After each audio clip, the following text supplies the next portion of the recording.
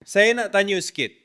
Pernah tak anda rasa kepala selalu berdenyut, tengkuk dan bahu rasa tegang atau tiba-tiba rasa pening walaupun tak buat kerja berat?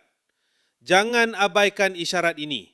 Ia mungkin petanda tekanan darah anda sedang tidak stabil. Kalau dibiarkan tanpa sebarang ikhtiar, lama-kelamaan badan boleh jadi semakin cepat letih. Kepala kerap rasa tak selesa. Nak buat kerja pun susah nak fokus. Malah nak memandu pun dah mula rasa tak yakin. Bila dah melarat sampai mengganggu aktiviti harian, masa itu dah terlambat untuk menyesal. Sebelum keadaan menjadi lebih parah, jom amalkan kapsul ombak damai. Ini merupakan formula herba 5 dalam 1 yang menggabungkan kebaikan herba dewa lilit, asam Belanda, bawang, minyak zaitun dan biji saderi.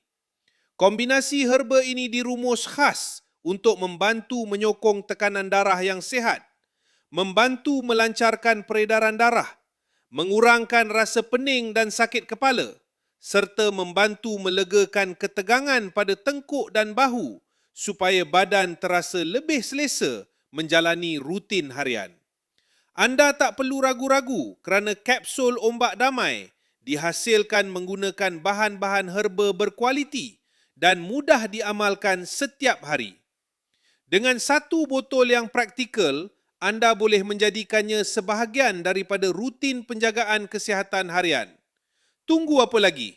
Stok untuk promosi ini sangat terhad.